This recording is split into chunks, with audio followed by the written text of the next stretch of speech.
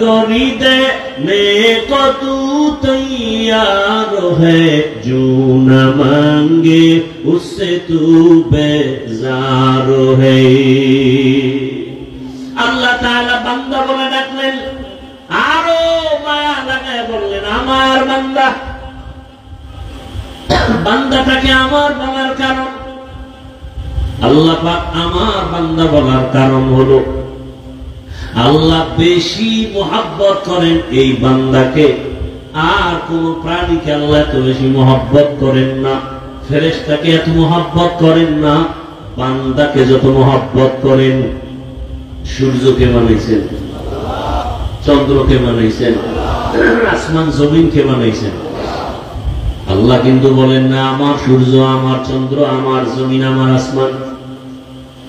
সূর্য আল্লাহ বানাইছেন, জমিনও আল্লাহ বানাইলেন, এগুলোকে আল্লাহ বলেন না আমার, মানুষকে বলেন আমার। কারণ একমাত্র কারণ আল্লাহ বলেন সূর্য আমি বানাইছি ঠিক, তবে আমার জন্য বানাই নাই।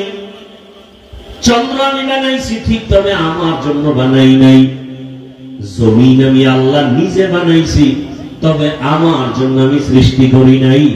কিন্তু মানুষ যে আমি বানাইছি, আমি আল্লাহর ইবাদতের জন্য আমি সৃষ্টি করেছি। আসমান আমার বান্দার গোলামির জন্য, বান্দা আমি আল্লাহর গোলামির জন্য। দুনিয়ার সব মখলুকাত কার জন্য? মানুষের গোলামির জন্য। মানুষ কার জন্য? একমাত্র আল্লাহর গোলামির জন্য। এজন্য সূর্য আমার গোলামি করে, ঠিক মতো আল্লাহর হুকুম মতো ডিউটি পালন করে। চন্দ্র আমাদের গোলামি করে, বাতাস আমাদের গোলামি করে, গরু আমাদের গোলামি করে। দেখছেন নি যারা গরু দিয়ে চাষাবাদ করে তারা কি বড় বিয়ে পাস? নরমাল সাধারণ মানুষ। দেখেন ওই গরুটা যখন ডানে বলে যায়নি ডানে, বামে বললে যায়। আল্লাহ বুঝাই দিলেন যে একটা চাষি বান্দা, ওর কথাও গরু শুনে। শুনে না? শুনে না? তাহলে উজানিকারী ইব্রাহিমের কথা জঙ্গলের বাঘ শুনবে না কেন? আউলিয়ারা কারে অকবা এখতিয়ার, জাহেলারা কারে দুনিয়া এখতিয়ার। প্রশ্ন করে ওই দরজায় তো ঢুকেই নাই, বলে মারিফত বলতে কিছু নাই। অথচ আমি চ্যালেঞ্জ দিয়ে বয়ান করেছি আল্লাহ মানুষকে বানাইছেন মারিফত অর্জন করার জন্য। এ তো খবরই নাই। ওমা খালাকতুল জিন্না ওয়াল ইনসা ইল্লা, উলামায়ে কেরাম তালিবুল ইলম লিয়াবুদুনের ব্যাখ্যায় অধিকাংশ মুফাসসিরিনে কেরাম লিখেছেন আয় লিয়ারিফুন। আরাফা ইয়ারিফু থেকে মারিফত, মারিফত মানে পরিচয় লাভ করা। কার পরিচয়? এই জন্যই আহলুল্লাহরা বলেন মান আরাফা নাফসাহু ফাকাদ আরাফা রাব্বা, যে নিজেকে চিনে সে তার রবকেও চিনে। আরে আল্লাহর দেওয়া পানি, আল্লাহর দেওয়া সব কিছু ভোগ করতেছি, আল্লাহরে চিনি না, এজন্য আল্লাহ বলি না। বিপদে পড়িয়া লঞ্চ যখন ডুবে, স্টিমার ডুবে, মানুষ তখন কত টাকা ডাকে, যখন বেঁচে যায় তখন বলে লঞ্চের মাঝি খুব চৌকানো, খুব ভালো, আল্লাহর প্রশংসা বাদ হয়ে গেছে। ভাইরা আমার, আল্লাহ রাব্বুল আলামিন কেমন দয়ার মালিক আমরা চিনি না। এই কারণে আল্লাহর জন্য মায়াও লাগে না। দেখছেন নি এখানে যারা সবাই আমরা বসে আছি, দাঁড়ানো আছি, আমরা সবাই মুসলমান। আমাদের আল্লাহ কয়জন? আমার আল্লাহ আপনারটা একটু আলাদা না? এক। নবী বুঝে শুনে বললেন। আপনাদের কোরআন আমার কোরআন, সত্য কথা স্বীকার করেন। আপনাদের কাবা আমার কাবা, আপনাদের ধর্ম আমার ধর্ম, আপনাদের কালেমা আমার কালেমা। দুনিয়াতে আসি সিস্টেম না, আপনারা লঙ্গি পরে আসছেন। বিদায় বেলা কাফনের সংখ্যাও পুরুষের 3টা, মহিলাদের 5টা। শুধু হুজুরদের জন্য একটা বেশি, এমপি সাহেবের জন্য একটা বেশি। যত বড় ধনী হোক, এমপি হোক, মরণকালে কাফন কয়টা? গরিবের জন্য একটা কাফন কেউ কমাইয়াও দিবে না, বড় লোকের জন্য একটা কাফন কেউ সম্মানে বাড়ালো না। সবার বেলায় কাফনের সংখ্যা এক, কাফনের কালার আলাদা।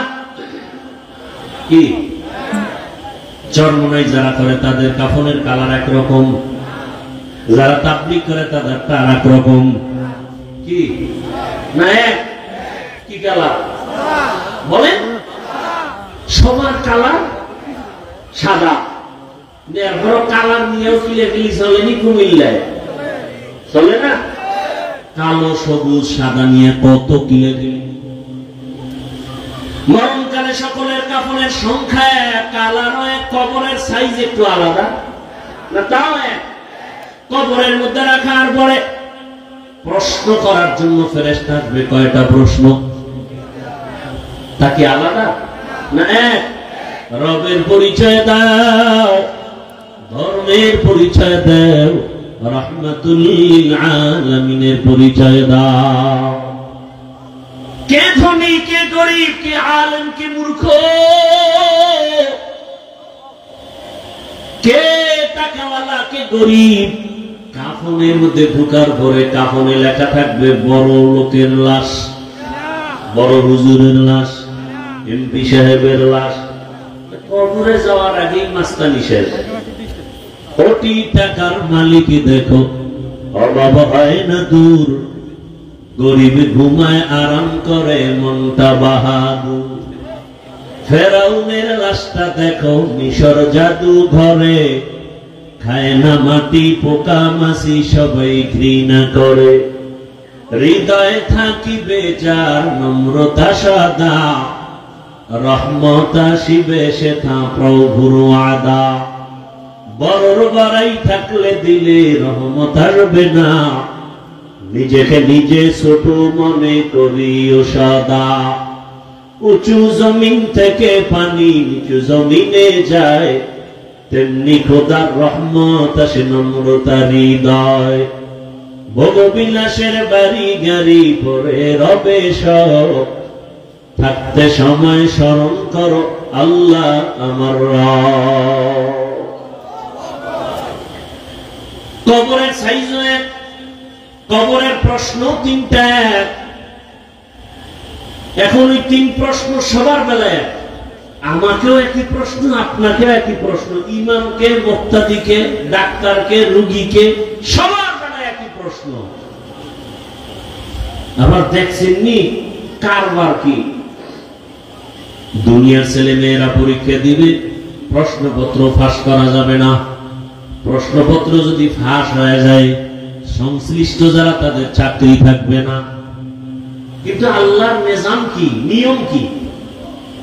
কবরের যে 3টা প্রশ্ন ফ্লাশ করে দিলেন, শুধু ফাঁস করে নাই, প্রশ্নটা বারবার বারবার বুঝাবার জন্য নবীদের দায়িত্ব দিলেন। উম্মতের 3 প্রশ্ন বুঝাও, রবের সাথে সম্পর্ক লাগাও, রবকে, রবের চিনাও, রবের সাথে পরিচয় করাও।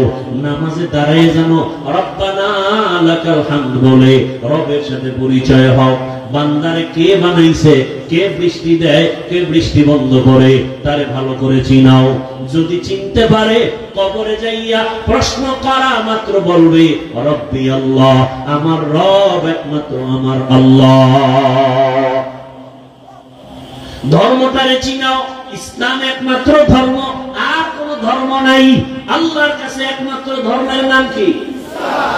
এটার ভালো করে চিনাও। ইসলাম ধর্ম বড় শান্তির ধর্ম, ইসলাম ধর্ম মানুষের কল্যাণের ধর্ম, ইসলাম ধর্ম মানুষের মুক্তির ধর্ম, মানবতা রক্ষার ধর্ম। ইসলাম ধর্মটা নারীর সম্মান রক্ষা করার ধর্ম। আজকে যে আম্মা জানেরা বলে ইসলাম নারীর সম্মান দেয় নাই, চরিত্রহীন লম্পট ছাড়া কেউ বলতে পারে না। আল্লাহর কসম, ইসলাম ছাড়া নারীর সম্মান কেউ দেয় নাই।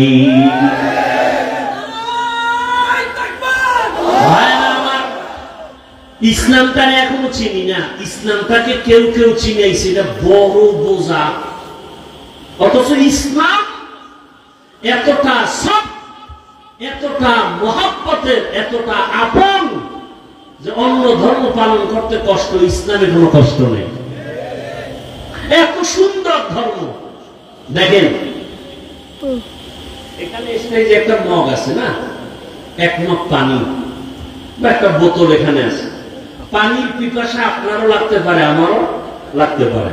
তা আপনি ধরলেন এই পানির পিপাসার জন্য মগটা ধরবেন বাম হাতে, তাই তো? ধরে আপনি বাম হাতে এক টান দিবেন, 30 সেকেন্ডে পানি শেষ। ঠিক আমিও পানিটা পান করবো পিপাসা নিবারণের জন্য, তবে জীবন চলে গেল, বাম হাতে আমার এই মগ যাবে না, ডান হাতে আসবে। এবং এই একটা মগ পানি আমি পান করব, পান করতে গিয়া আমি পুরাটাই পান করব, তবে 3টে স্টেপ, 6 শ্বাস, 3-4 শ্বাসে আমি পানি পান করব। পানি পান করাও হলো, ইসলামও পালন করা হলো। কথা বোঝেন নাই? আচ্ছা, আপনারা জুতা পরবেন, জুতা আছে না সবার? জুতা পরবেন, জুতা পরে বাসায় যাবেন, আমিও জুতা পরব। তবে নিয়ম, আমি আগে ডান পাও ডান জুতায় আগে ঢুকাবো, পরে বাম জুতায় বাম পা ঢুকাবো, এরপরে ডান পা দিয়া বিসমিল্লাহ বলে কদম শুরু করবো। জুতাও পায়ে দেওয়া হলো, সুন্নত আমল হয়ে গেল। বাসায় যাবেন অনেকে, পেট কাদায় বসছেন, একটু ময়লা, বাসায় গিয়ে ফ্রেশ হবেন, আমিও ফ্রেশ হব। নিয়ম কি? আপনি ফ্রেশ হইতে গিয়ে হাত ধুইবেন, চেহারাটা ধুইবেন, পা দুইটা ধুইবেন, এই তো না গোসল করবেন। আমিও ফ্রেশ হইতে গিয়া চেহারাটা ধুইব, হাত ধুবো, পাও দুইটা ধুইব, তবে আমারটা ওযু হয়ে যাবে, আপনারটা ওযু হবে না। কথা বুঝেন নাই? তাহলে ইসলামটা কঠিন কি? 5 ওয়াক্ত নামাজ পড়বেন ওযু বানাইয়া, নিজেকে ফ্রেশ লাগবে। শীতের সময় মসজিদে আরাম বেশি বাহিরের তুলনায়, গরমের সময় দেখেন মসজিদে এসি লাগানো, বাহিরের থেকে মসজিদে গিয়ে খুব আরাম, নামাজ পড়তে মজা। নফসের গোলামির থেকে একটু অভ্যাস পরিবর্তন করেন। ইসলাম এত সহজ, ইসলামটাকে কঠিন কে আপনাদের বলে? ইসলাম এত কঠিন? ইসলাম কঠিন আমরা বানাইছি। ইসলামের মতো সহজ এবং সুন্দর, কলিজার সাথে আপন করার মতো আর কোন আদর্শ নাই, কোন ধর্ম নেই। আপনি খানা খাইতে বসবেন, বিসমিল্লাহ বলে খানা খাবেন, ডান হাতে খানা খাবেন, আপনি ডান হাত দিয়েও খাবেন, বাম হাত দিয়ে আবার লবণ দিবেন। কেন? এখানে বাথরুমে ফেলেবার আছে, এই জন্য না। সে বলেন বাম হাতে লবণ নেই, ভদ্রতা। বাম হাতে লবণ নেই, ভদ্রতা। আর ইসলাম বলে এটা অভদ্রতা। দেখেন না কিছু ভদ্র মানুষ ডান হাতে বিড়ি টানে, বাম হাতে চা টানে, পায়ের উপরে পাও ফলায়, মনে করে খুব দাম। আল্লাহ হেদায়েত দান করুন। তাহলে যে যেই লাইনেই থাকি, কবরে যাওয়ার আগেই কিন্তু বাহাদুরি শেষ। কাফনে ঢুকলাম, কে গরিব, কে ধনী, কে বড় লোক, কে ছোট লোক, কোন ভেদাভেদ। কবরের ওই 3 প্রশ্ন সবাই বুঝাইতেছে, রবেরে চিনো, ইসলাম চিনো, আর রহমতের নবীর সাথে সম্পর্ক জোড়াও, রহমতের নবীর সাথে সম্পর্ক লাগাও। রহমতের নবীরে পাই নাই, রহমতের নবী রেখে যাওয়া সুন্নতি আদর্শের মালা গলায় লাগাও। কুমিল্লার যুবক বাবারা বলো, নবীজি রেখে যাওয়া সুন্নতের আদর্শগুলো পালন করবে হিন্দুরা। কারা? কোন দেশের মুসলমান বলে? বুঝে না। নবীজি রেখে যাওয়া আদর্শ পালন করবে কারা? মুসলমান। কোন দেশের মুসলমান? সারা দুনিয়া, শুধু কুমিল্লা বাপ বলেন? কুমিল্লা মাইনাস তো দাঁড়িয়ে নেই কেন? সুদের টাকায় ব্যবসা কেন? উপযুক্ত মাইয়া বেপরদায় কলেজে দৌড়ায় কেন? হুজুরকে দোয়া কবুল হয় না, না? এই বদমাশি শুরু করছে। হুজুরদের দোয়া 100 কবুল হয়। সুদখোরের কারণে ফলাফল আসে না, ঘুষখোরের কারণে ফলাফল আসে না, জিনা করনেওয়ালাদের কারণে ফলাফল আসে না। ঘরে ঘরে জিনা, আর জিনার মেশিন তো এখন হাতে, কি মোবাইল। চোখের জিনা, কানের জিনা, জবানের জিনা, অন্তরের জিনা, সারা রাত ঘরের মধ্যে, রুমে রুমে ছেলে মোবাইল চালায়, মেয়ে মোবাইল চালায়, স্ত্রী মোবাইল চালায়। কি দেখে? ওয়াজ দেখে। হ্যাঁ, যেই পরিমাণ অপরাধ ঘরে ঘরে চলে, এতে তো গজব আসা দরকার ছিল, কঠিন আসে না কেন? একমাত্র রাহমাতুল লিল আলামিনের উম্মত হওয়ার কারণে। কিন্তু কপাল খারাপ, চিনলাম না সে দয়ার নবী কেমন।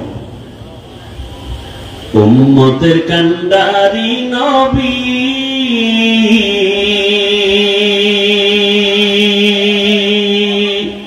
কাঁদছেন উম্মতের লাগি, এখনো কাঁদেন নবীজি, এখনো কাঁদেন নবীজি শুয়ে মদিনার পানে। নবী বিনে কে তরাবে পুলসিরাত মিজানে, নবী বিনে কে তরাবে পুলসিরাত মিজানে। কেমন মায়ার নবী আমার। নবী রাস্তা দিয়ে চলতেছেন, গাছের গোড়ায় হরিণী বাঁধা, নবীরে দেখে সালাম দিছে। নবী সালামের জবাব নিলেন। হরিণী কি কথা বলতে পারে? সারা দুনিয়ার মানুষের বিবেক বলে পারে না, আল্লাহ বলেন আমার কুদরতে পারে। আল্লাহ কুদরতে পারেনি। এই বিশ্বাস যদি না থাকে তো আপনার ঈমান নেই। মরা গাছে কথা বলতে পারে না, আল্লাহ কুদরতে পারেনি। যদি বিশ্বাস না থাকে ঈমান নেই। কথা বুঝে আসছে? পিপিলিকা কথা বলতেছে, জমিন থেকে 9 মাইল উপরে সুলাইমান নবী ডাইরেক্ট কথাগুলো শুনতেছেন।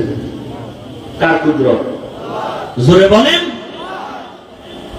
হরিণী রহমতের নবীরে সালাম দিলেন, নবী সালামের জবাব নিলেন, নবীকে আবদার জানালেন। রহমতের নবী আমার আল্লামা জালালউদ্দিন রুমি রহমাতুল্লাহ আলাইহি, জগৎ বিখ্যাত একজন বড় আলেম, এত বড় আলেম, তিনি ঘটনা লিখছেন। হরিণী নবীকে বলতেছেন, ইয়া রাসূলুল্লাহ, এক ইহুদি আমাকে বেঁধে রেখেছে প্রায় 3 দিনের মতো, তো আমাকে জবাই করবে, এজন্য কোনো দুঃখ নাই। তবে ইয়া রাসূলুল্লাহ, আমার জঙ্গলে বাচ্চা আছে, আমার বাচ্চাগুলো মা মা বলে চিল্লায় কাঁদে। নবী যদি একটু আমাকে সুযোগ দেওয়া হয়, আমি আমার বাচ্চাগুলোকে দুধ পান করায় চলে আসবো। রহমতের নবী আমার চিন্তায় পড়ে গেলেন, হরিণীকে যদি আমি ছেড়ে দেই, আমার তো কোনো সুযোগ নাই। মালিক ইহুদি, তার থেকে অনুমতি নিতে হবে।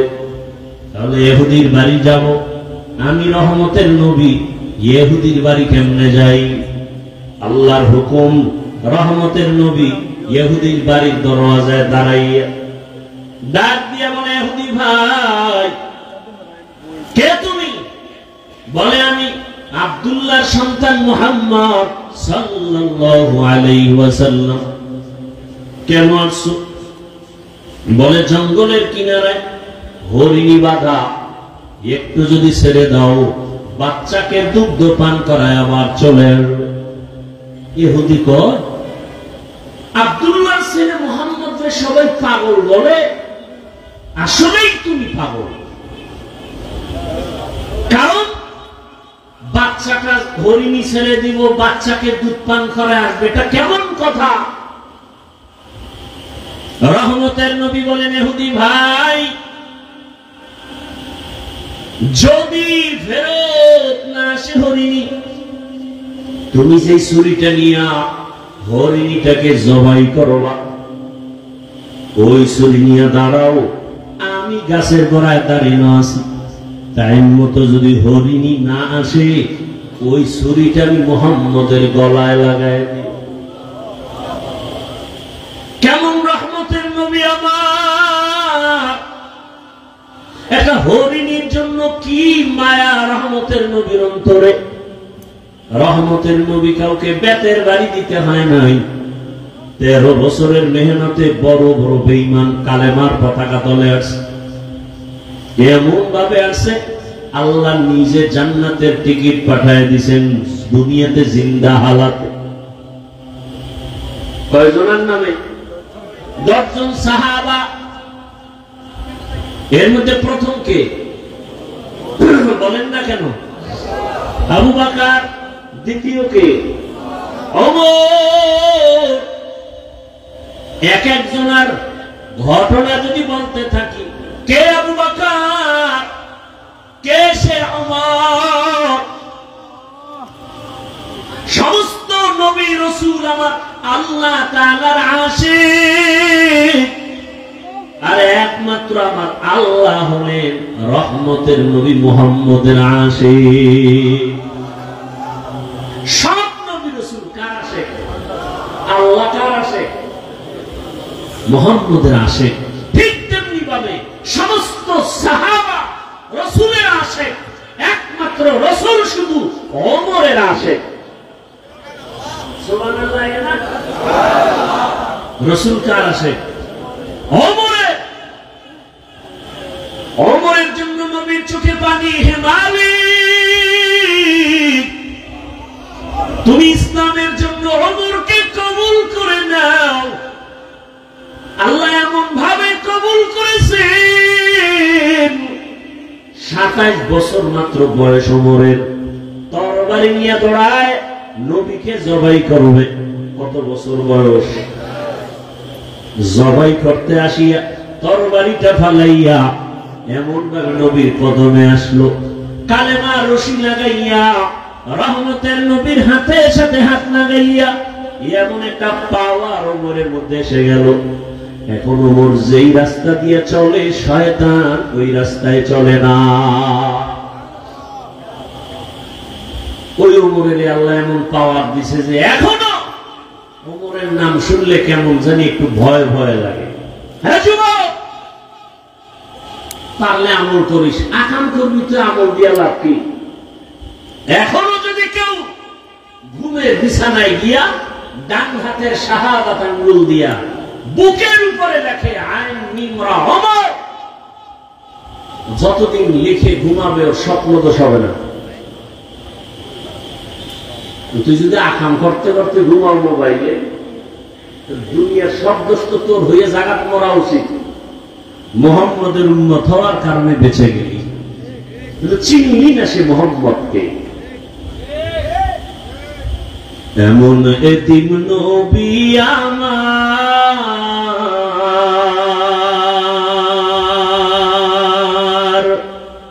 পিতা মাতা নাই যে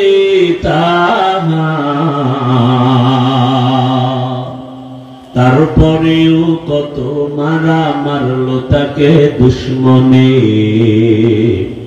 নবী বিনে কে তরাবে পুলসিরাত মিজানে, নবী বিনে কে তরাবে পুলসিরাত মিজানে। রহমতের নবী আমার। ইহুদি যখন বলল ছুরিটা আমার গলায় লাগাইও, ইহুদি কয় মুহাম্মদ তোমাকে মারার জন্য কত অপকৌশল অবলম্বন করা হয়, পারা যায় না। সুযোগ যখন তুমি দিয়েছো হাত ছাড়া করা যাবে না। হেফাজতের মালিককে। রহমতের নবীকে যখন রশিটা খুলে দেয়, রহমতের নবী হরিণী রশি ধইরা ইশারায় বলে হরিণী দেখছুনি ইহুদির হাতে ছুরি, সময়ের মধ্যে যদি এসে হাজির না হও ওই ছুরিটা আমি মুহাম্মদের গলায় লাগবে।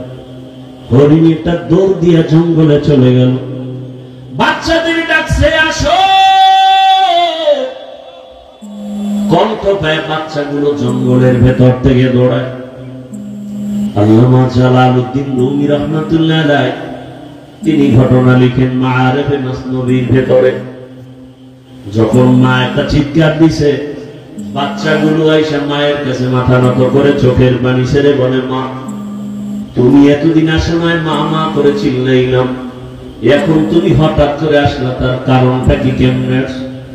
হরিণীও চোখের পানি ছেড়ে বলে, ও সন্তানেরা, কথা বলার সময় নাই, আমাকে ইহুদি বেঁধেছে, রহমতের নবী রাস্তা দিয়ে চলতেছিলেন, আমি দেখে অনুরোধের কারণে নবী ছাড়ছি, কিন্তু কথা বলা যাবে না, ইহুদি রশি নিয়ে দাঁড়ানো, ছুরি নিয়ে দাঁড়ানো, সময়ের মধ্যে যদি আমি হাজির হতে না পারি, ইহুদি ছুরিটা আমার গলায় না লাগাইয়া রহমতের নবীর গলায় লাগাই দিবে।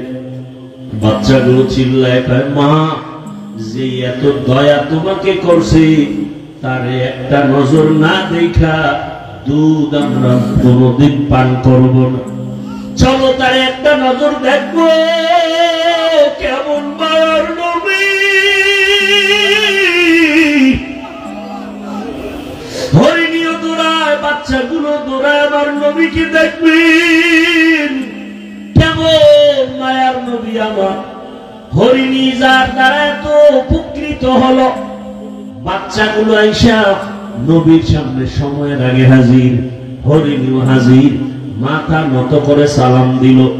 হরিণী মাথা নাড়ায় নাড়ায় কি যেন নবীকে বলতেছে, নবী শুনতেছেন, নবীর চোখ দিয়া পানি আসছে। ইহুদি তাকায় তাকায় দেখতেছে, ডাক দিয়া কয়, আব্দুল্লাহর সন্তান, ওই হরিণীটা কি যেন বলে বুঝলাম না। রহমতের নবী বলে, ও ইহুদি ভাই, এই বাচ্চাগুলো কয়েকদিন পর্যন্ত খানা পায় না, মা মা বলে চিল্লাইয়া ক্ষুধার যন্ত্রণায় তারা বেহুশ, আজকে মাকে পাইয়াও দুধ পান করে নাই। যখন আমার কথা শুনছে, বাচ্চাগুলো রেডি হয়ে গেছে, আমাকে একটা নজর না দেখে মায়ের কোলামে মুখ লাগায় দুধ পান করবে না। ইহুদি কথা শুই না তরবারিটা ফালাইয়া ডাক দিয়ে কয়, রে আব্দুল্লাহর সন্তান, এতদিন আমাদেরকে ভুল বলা হইতো, আজকে হরিণী যদি তোমাকে চিনে, আমি মানুষ হয়ে কেন চিনতে পারি নাই, আমাকে তুমি মাফ করে দাও, বেয়াদবি করে ফেলেছি, আমাকে তুমি কালেমার রশি লাগাইয়া দাও। মায়ার নবীর ব্যবহার, মায়ার নবীর আচরণ আর আদর্শ, ও আমার কুমিল্লার মুসলমান, আমার যুবক, আমি তোমাকে এতক্ষণ যত বয়ান করছি একবারও কিন্তু বলি নাই, আমার মতো দাড়ি টুপি আর পাগড়ি লাগাইয়া স্কুল ছাড়িয়া মাদ্রাসায় যায় হুজুর হও, আমি একবারও বলি নাই রে বাবা। বরং আমি বারবার সারা দেশে বলি, আজও বলি, ও বাবা তুমি স্কুলে পড়ো, কলেজে পড়ো, চাকরি করো, ব্যবসা করো, কোনো বাধা নাই রে বাবা।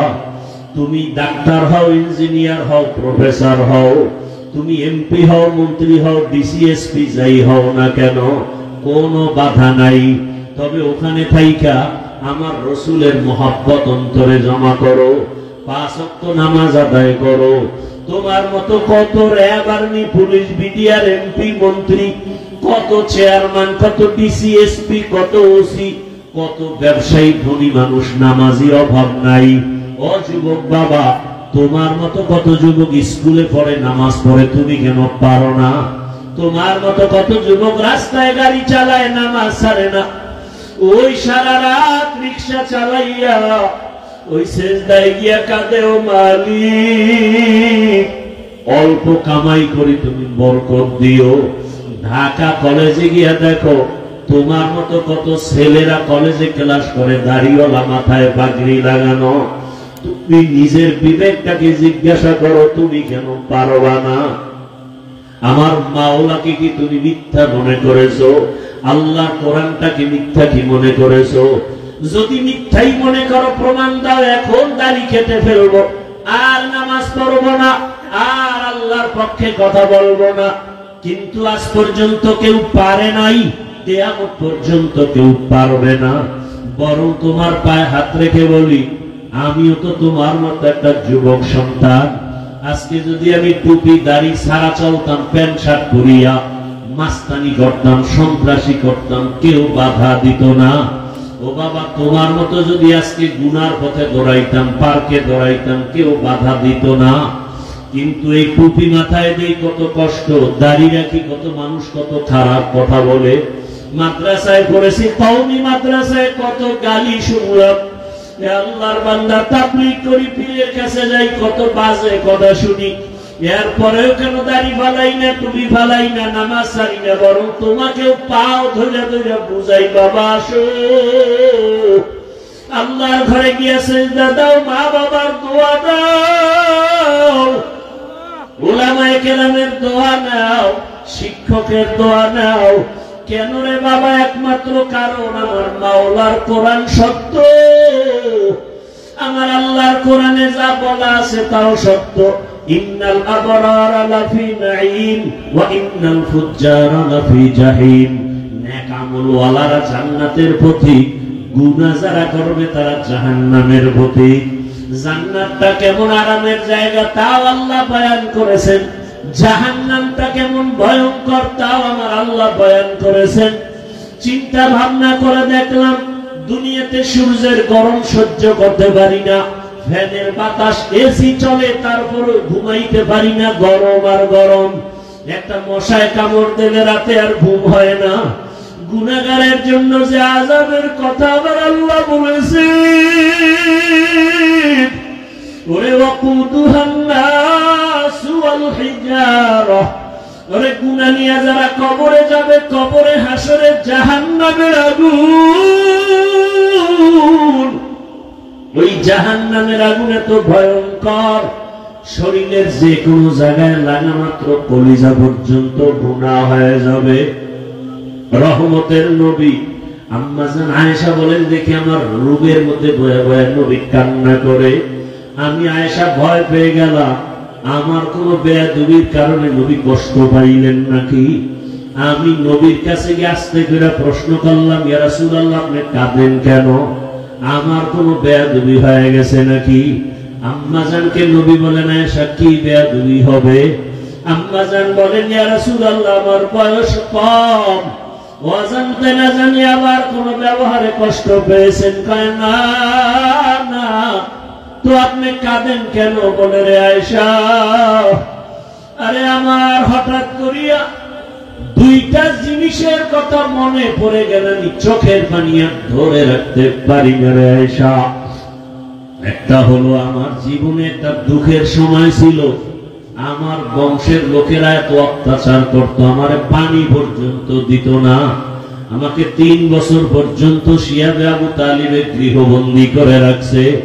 খানা দেয় না, আমি গাছের পাতা চাবায় চাবায় খেয়ে পেটের ক্ষুধা নিবারণ করেছি। ওই সময় আমার আপন ছিল খাদিজা। ওই খাদিজা যখন চলিয়ে গেছে, আমি ওর কথা সহ্য করতে পারি না, মনে আসলে চোখের পানি পড়ে। আর আমার হঠাৎ করে চোখের পানি, হাসরের ময়দানের হালাত। হাসরের ময়দানটা এত কঠিন। আম্মা জান বলেন, কেমন কঠিন হবে? নবী বলেন, আয়েশা, কিয়ামতের ময়দানে সবাই উলঙ্গ দাঁড়াবে, নারী পুরুষ সব উলঙ্গ। হাসরের ময়দানটা বড় ভয়ঙ্কর হবে। জাহান্নামের আওয়াজ, সূর্যের গরমে জমিনটা তামা হয়ে যাবে। জাহান্নামের চিৎকারে হাসরের ময়দানটা থরথর করে কেঁপে উঠবে। আমার আল্লাহ রাগ হয়ে আওয়াজ দিবেন, লিমানিল মুলকুল ইয়াউম। আল্লাহ পাকের কুদরতি আওয়াজে হাসরের ময়দানটা কেঁপে উঠবে। নবীরা পর্যন্ত কান্না শুরু করবেন নিজেদের ফিকিরে। এমন এক অবস্থা হবে, উম্মতেরা পাগলের মতো হয়ে দাঁড়াবে, কোন নবী সুপারিশ করবে না। এক পর্যায়ে তারা আমি মুহাম্মদের তালাশ করবে। আমার কাছে না যাওয়া পর্যন্ত তাদের রাস্তা খুলবে না। হাসরের হাজারো কোটি মানুষের মাঝে আম্মা জান বলেন, নবী আপনাকে কোথায় পাবে উম্মতেরা? নবী বলেন, আয়েশা, আমি মাকামে মাহমুদে আমার রবের সামনে সিজদায় পড়ে কান্না করব। ঈসা নবী নিজের চিন্তায় কাঁদবেন, মূসা নবী নিজের চিন্তায় কাঁদবেন, আর আমি মুহাম্মদ একমাত্র উম্মতের চিন্তায় কান্না করব আর বলবো, হে আল্লাহ আমার উম্মতের বাঁচাও, আমার উম্মতেরা যেন জাহান্নামের আগুনে না যায়। ওই সময় আমার আল্লাহ কান্না দেখে আমাকে বলবেন, নবী কাঁদিয়েন না, আমাকে উঠতে বলবেন আর বলবেন আপনি উম্মত গুলো ধরে ধরে জান্নাতের দিকে নিয়ে যান। আমি তখন উম্মত গুলো বাছাই করে করে জান্নাতের দিকে নিব। আম্মা জান বলেন, নবীজি কোটি মানুষের মধ্যে মূসা নবীর উম্মত, ঈসা নবীর উম্মত, আপনার উম্মত গুলো আপনি চিনবেন কি করে? নবী বলেন, ও আয়েশা, কিয়ামতের ময়দানে আমার উম্মত যারা দুনিয়াতে 5 বেলার নামাজ আদায় করত ওযু বানাইয়া, ওই ওযুর জায়গাগুলো নূরের আলোতে ঝলমল করতে থাকবে। আমি দেখিয়া দেখিয়া আমার উম্মত গুলো ধৈর্য ধৈর্য হাউজে কাউসারের কিনারায় নিয়া আমি নিজের হাতে কাউসারের শরবত পান করাবো। আমার উম্মতের পেয়ালা ভরে ভরে পানি দেব, উম্মতরা পিপাসা নিবারণ করবে। হঠাৎ করে পর্দা পড়ে যাবে, উম্মত এখনো বাকি।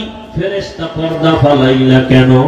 ফেরেশতারা বলবেন, ইয়া রাসূলুল্লাহ, এরা আপনার আদর্শের উম্মত না, দাবি করত উম্মত, অথচ আপনার সুন্নত আদর্শ জবাই করেছে। নিজেও নামাজ পড়তো না, অন্যে নামাজ পড়তো তাও সহ্য করতে পারতো না। নিজেও দাড়ি রাখতো না, অন্যে দাড়ি রাখলে পছন্দ করতো না। নিজেও পর্দা করতো না, অন্যেরা পর্দা করলে পছন্দ করতো না। নিজেও হালাল খাইতো না, অন্যেরা হালাল খাইলেও সহ্য করতো না। নিজেও দাড়ি রাখতো না, অন্যে দাড়ি রাখলে পছন্দ করতো না। আল্লাহর নবী তখন বলবেন আয়েশাকে, নবী বলেন, আয়েশা, তখন আমি রাগ হয়ে বলবো, সোহকান সোহকা লিমান গাইয়ারা মিন বাদি, ভেগে যারে উম্মত, তোরা আমার উম্মত না, আমি তোদের নবী না। সাথে সাথে গাইবি আওয়াজ, আমার রবের পক্ষ থেকে আওয়াজ আসবে, ওদেরকে ধর, জাহান্নামের শিকল লাগাও। জাহান্নামের শিকল লাগাইয়া এরপরে জাহান্নামের দিকে নিয়ে যাবে। আমার আল্লাহ পাক রব্বুল আলামিন বলেন, জাহান্নামের দিকে নাও মাত্র চামড়া গুলো গলিয়া গলিয়া পড়বে আগুনের গরমে। ও আল্লাহর বান্দারা, চিন্তা ভাবনা করিয়া বিছানায় মাথা লাগাও। ঘুমের মধ্যে কত মানুষ মরিয়া যায়। ওই যে মাইলস্টোন স্কুলের খবর কি ভুলে গেছো রে বাবা? দেখো না ভিডিওর মধ্যে মা বাচ্চাকে ধইরা কাঁদতেছে, কিন্তু বাচ্চা আগুনে চামড়া জামার সাথে মিলে গেছে। কত সন্তান আগুনে পুড়া নিজে হাইটা এসে গাড়ির মধ্যে উঠে হসপিটালে গেছে। মাকে বলে, আম্মু আমি বোধহয় বাঁচবো, কারণ আমি অনেক বন্ধুদের উপকার করেছি, কিন্তু শেষ পর্যন্ত চলিয়া গেল। আবার এক বাচ্চা কাঁদে, আমার মা মরে গেছে, আমি কাকে মা বলে ডাক দিব? ওই আগুনে যখন পুড়িয়ে গেছে, কেমন জানি ওদের অন্তরে করতেছিল। তাকায় দেখতেছে আগুনে চেহারাটা পুড়িয়া যায়, তাকায় তাকায় দেখছে আগুনে পা পুড়িয়া যায়, হাত পুড়িয়া যায়। ও আল্লাহর বান্দার, এই আগুন থেকে আরো কত পাওয়ার আগুন হবে, জাহান্নামের আগুন। যদি আল্লাহর কোরআন সত্য মনে করো, এখনো তওবার দরজা খোলা, তওবা করো। মনে মনে আল্লাহকে ডাকো আর বলো, হে মালিক, আমার মতো যুবক যদি নামাজ পড়ে, স্কুলে পড়ে, আমি কেন পারবো না? চাকরি করে, ব্যবসা করে, নামাজ পড়ে, আমি কেন পারবো না? পর্দার আড়ালের মা বোনেরা, আপনার মতো কত মা বোন এখনো পর্দা করে, নামাজ পড়ে, মোবাইলে সময় নষ্ট করে না, আপনারা কেন পারবেন না? আল্লাহর কাছে খাঁটি অন্তরে তওবা করেন। মনে মনে আল্লাহকে বলেন, আল্লাহ, মরিয়া গেল আর বেপর্দায় চলবো না, স্বামীর মাল নষ্ট করব না, সন্তানটাকে আদর্শ সন্তান বানাবো। ও আমার যুবক বাবারা, তওবা করো, আল্লাহকে মনে মনে বলো, হে আল্লাহ, জীবনে কত দাড়ি কাটলাম, নামাজ ছাড়লাম, বেপর্দায় চললাম, কত মানুষের ক্ষতি করলাম, আর নামাজ ছাড়বো না, স্কুলে পড়ি, চাকরি করি, আর বেপর্দায় চলবো না, মা বাবাকে কষ্ট দিব না, ওলামায়ে কেরামের অন্তরে কষ্ট দিব না, শিক্ষকের দোয়া নিয়ে নবীর আদর্শ মতো চলবো, খাঁটি অন্তরে যদি তওবা করতে পারো, আমার আল্লাহ তওবার দরজা দিয়ে তোমার গুনাহ মাফ করে দিবেন। অন্তর দিয়ে তওবা করো, আল্লাহ আমাদের সবাইকে তওবা ওয়ালা জিন্দেগি দান করেন, আমিন।